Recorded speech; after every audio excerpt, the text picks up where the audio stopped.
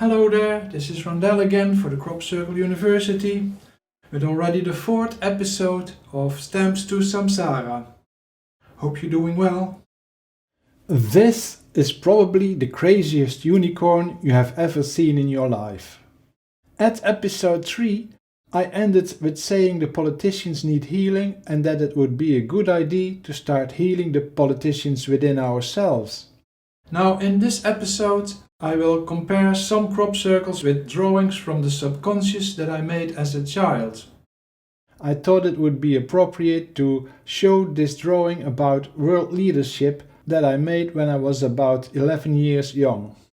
Whichever way you want to look at it, it is clear that making a drawing like this is done in deep connection with the subconscious.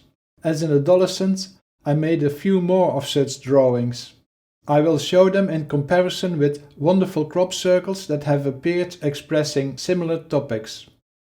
In particular in 2009, the 3rd year of my crop circle visits in England, a set of crop circles appeared that were rather outstanding as they seemed to depict figurative images instead of the usual, more abstract geometry.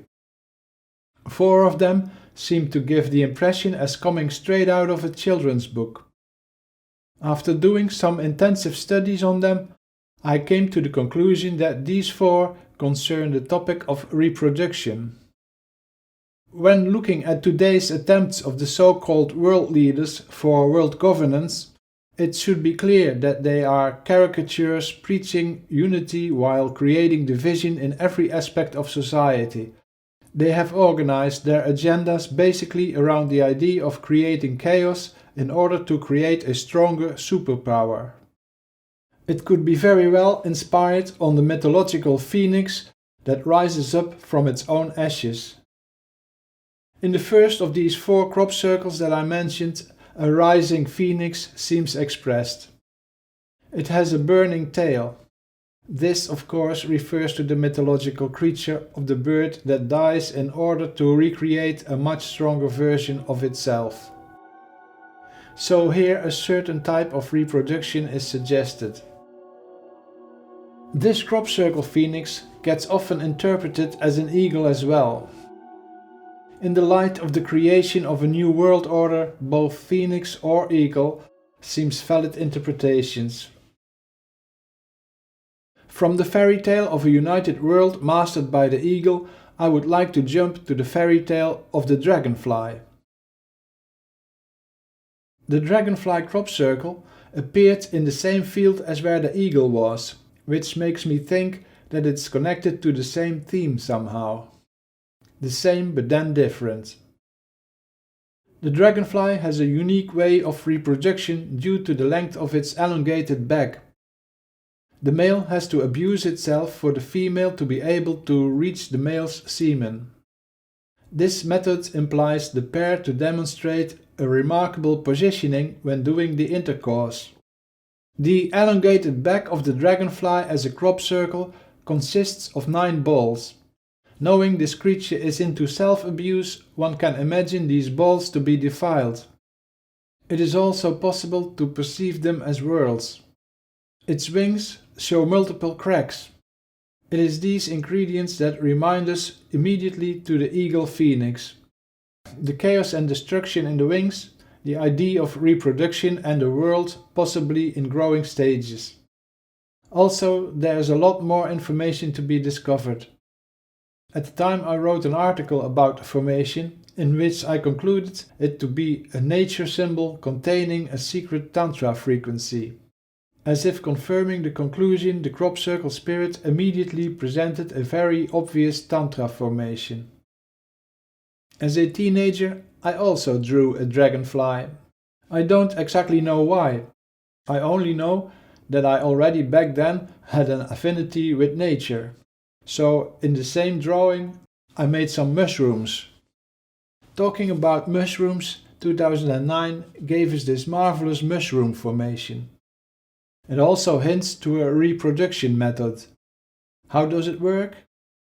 Basically, there's a father stem and a mother hood that excite each other to the possibility of a climax. Here I show a step-by-step procedure that proves the immanent idea.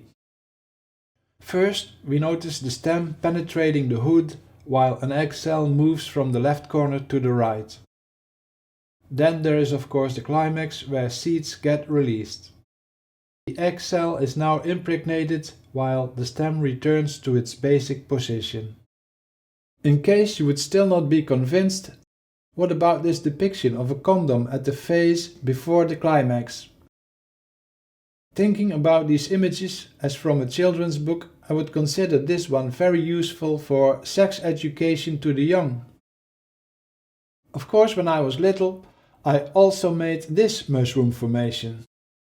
It seems I already had an instinctive understanding of DNA structures. Notice also the sort of yin-yang flowers. My first serious crop circle study was about sort of a yin-yang configuration. Arriving at number 4, the jellyfish, we find some resemblance with the mushroom. Also here a hood and some kind of stem, or at least those elements from the mushroom that contains the seeds. When we take a look at the reproduction method of the jellyfish in general, we can be flabbergasted by its very strange procedure. Besides other peculiarities, it manages to make clones of itself. To complete the excursion around the set of 4, I show you this drawing. It is not so much the fish that I want you to take attention to, but the strange polyp type of plants at the front. It can be easily represented a stage in the development of a jellyfish.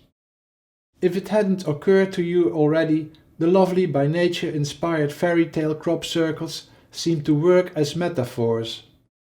They seem to connect with a greater kind of invisible reality. I would think the reality of archetypes. The subconscious and the archetypes within it represent a field of potentials so enormous that there's no way to comprehend it. It is endless and wide as the cosmos, but that doesn't mean it can't be a source for inspiration and learning. One can connect with the subconscious through meditation, through dreams, through channeling, through oracle methods, and not to forget, through creativity, as the drawings are a clear example of that. This is another good example of the fairy tale type crop circles of 2009. Connecting with my subconscious, the appearance of this formation was accompanied with a dream I had about it. The dream made it clear to me the crop circle depicted a bear child and not any other animal. Besides the astronomical and anthropological connection, it also refers to mythology. The feathers of the sacred headdress point to a ternary numeral system, which means a counting system based on the numbers 0, 1 and 2. I always considered the subconscious field a great treasury that is always present for everybody to work with. The crop circles, wherever they come from, seem to me of the same quality. As mentioned before, oracles can also connect us with the subconscious. The I Ching oracle system, often called the Book of Changes, is based on the working of synchronicity and uses hexagrams formed with trigrams. This crop formation contains the core information of the method. It speaks of completion. In episode 5 I will speak about apotheosis and divine interventions. Apotheosis means as much as becoming enlightened or becoming one with God. As you notice, attempts to overcome samsara is still the essential theme in this presentation. Don't forget to like and subscribe. See you at the next episode. Bye!